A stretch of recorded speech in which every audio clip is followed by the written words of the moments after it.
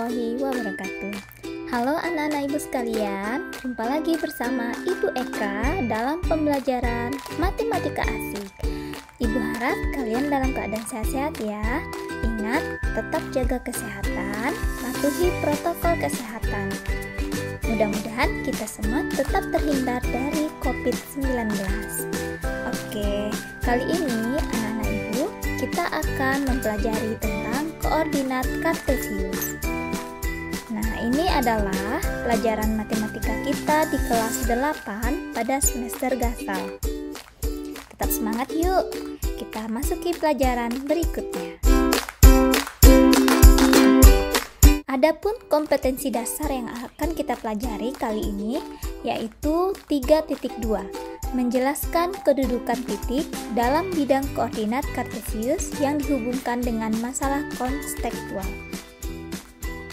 Oke, adapun indikator pencapaiannya yaitu diharapkan kalian mampu menentukan kedudukan titik terhadap sumbu X dan sumbu Y. Yang kedua, diharapkan kalian dapat menentukan kedudukan titik terhadap titik 0,0 dan titik A, B. Dan yang ketiga, diharapkan kalian dapat menentukan kedudukan garis terhadap sumbu X dan sumbu Y.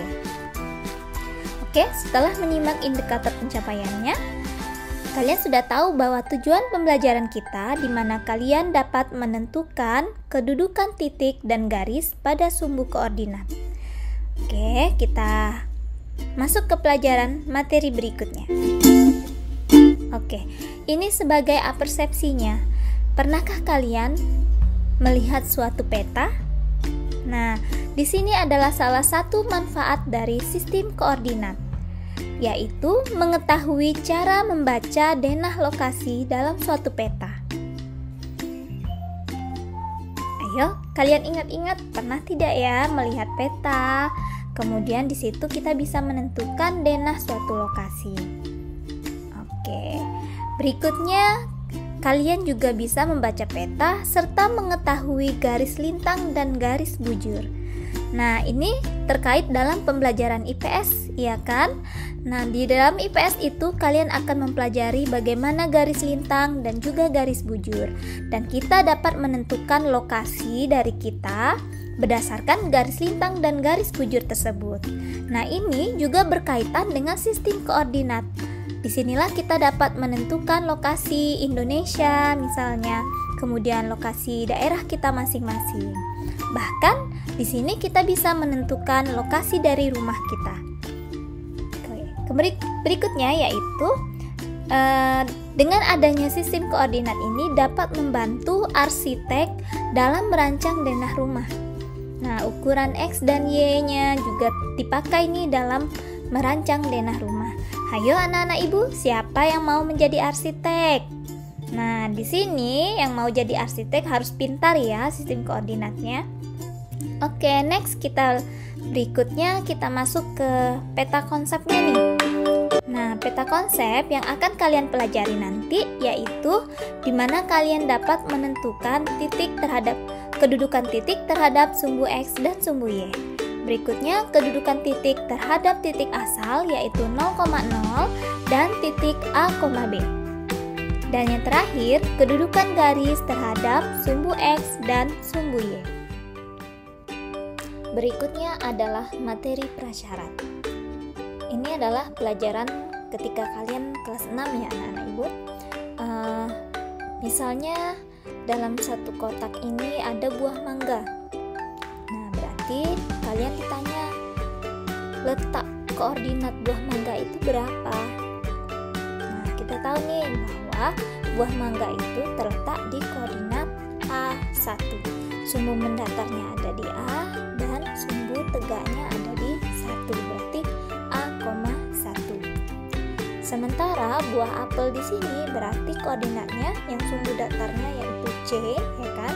Kemudian sumbu yang tegaknya adalah 1, berarti C,1 untuk apel.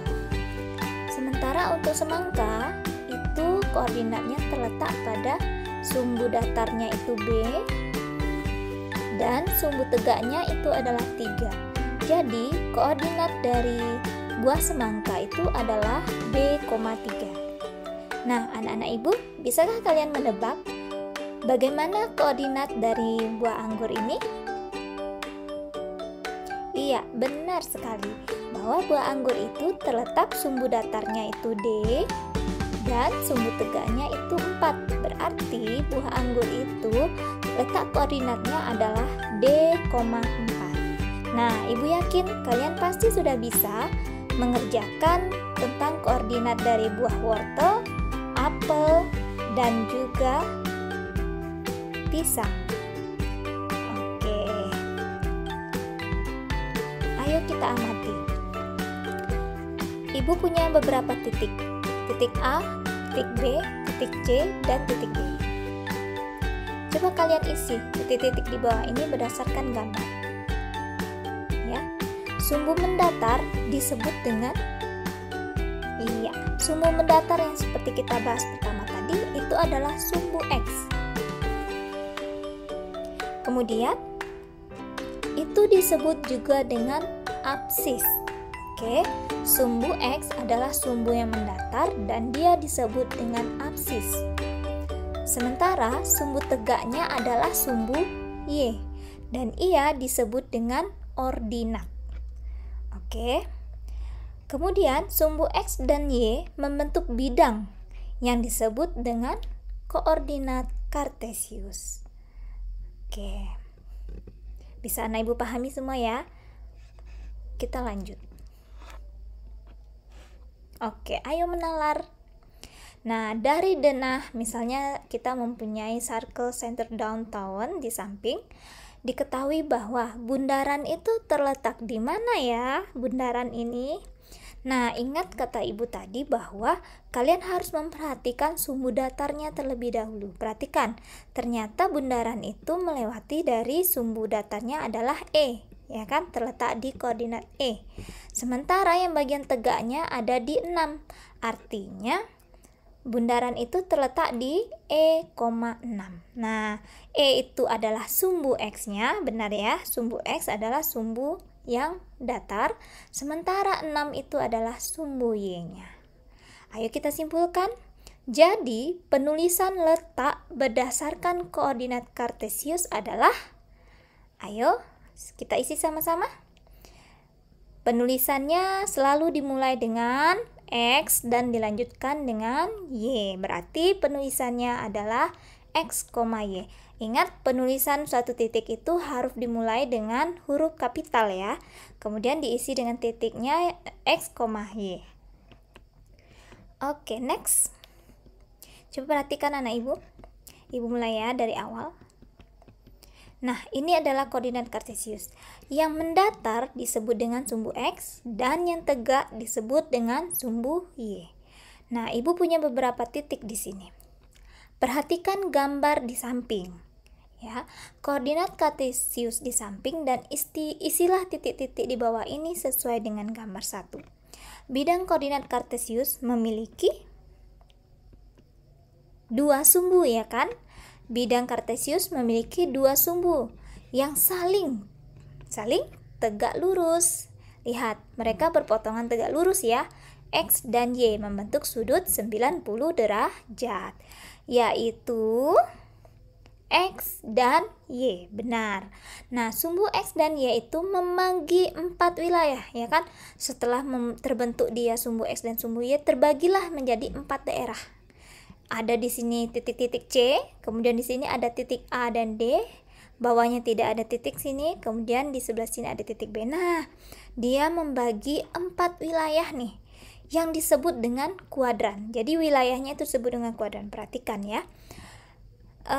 Kuadran 1 ya, kuadran 1 X-nya positif dan Y-nya juga positif. Perhatikan, kuadran 1 X-nya positif dan Y negatif. Y positif. Nah, sementara kuadran 2 yang bagian sini kalian ketahui X-nya negatif ya, X-nya ke arah sebelah kiri, X-nya negatif, sementara Y-nya itu positif ke atas. Untuk kuadran 3, X-nya negatif, Y-nya juga negatif ya, X-nya negatif, Y-nya juga negatif, maka dia terletak di kuadran 3.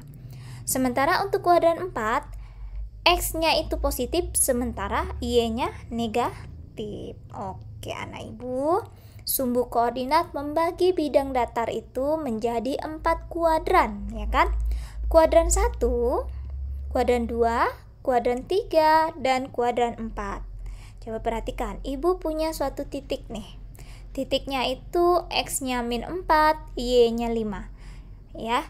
Nah, itu artinya ia terletak di kuadran 2. Ya kan? Karena X-nya negatif sementara Y-nya positif. Kemudian ada satu titik lagi di sini. Nilai titik itu adalah 2,6.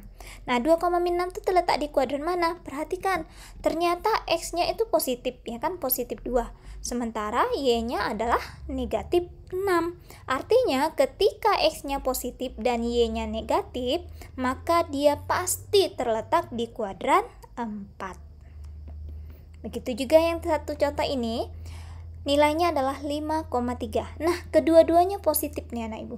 Ketika kedua-duanya positif, X-nya positif dan Y-nya positif, maka ia terletak di kuadran 1. Nah, kalau -3,6 berarti X-nya negatif, Y-nya positif. Artinya ia terletak di kuadran 2. Oke, untuk kuadran 3 contohnya misalnya -5, -2. Nah, sama-sama negatif nih. X-nya negatif, Y-nya negatif, maka ia terletak di kuadran 3. Mudah-mudahan anak ibu bisa paham ya. Sekarang coba kalian jawab. Ketika nilainya itu adalah titik F -2, -5, dia terletak di kuadran mana? Iya, betul sekali. Ia terletak di kuadran 3. Nah, sekarang pertanyaannya, titik A ada di kuadran mana? Tadi udah kita jawab sama-sama, yaitu kuadran 2 ya nak. Oke, good. Kalau titik C di kuadran 1. Kalau titik D di kuadran 2, benar. Dan titik E di kuadran 3. Sementara titik F ada di kuadran 3 juga. Oke anak ibu, mudah-mudahan kalian sudah paham pembagian kuadran ini. Oke, sekarang kita ambil kesimpulan lagi ya. Nah, koordinat titik P ya, suatu titik selalu dilambangkan dengan, iya betul, huruf kapital ya, huruf kapital. Koordinat titik P berarti P-nya huruf besar kapital, dilambangkan dengan A, B. Itu artinya titik P itu memiliki jarak sebanyak berapa satuan? Yaitu A, iya, A satuan terhadap sumbu Y. Oh, ini terhadap sumbu X, dan memiliki jarak B satuan terhadap sumbu Y. Oke anak ibu, mungkin demikian pembelajaran kita. Next kita akan masuk lagi kedudukan titik terhadap titik asal 0,0 dan titik A, B. Oke, untuk kesimpulan ini mudah-mudahan kalian paham. Sampai jumpa di video pembelajaran selanjutnya. Wassalamualaikum warahmatullahi wabarakatuh. Matematika asik bersama Ibu Eka. Sampai jumpa. Bye.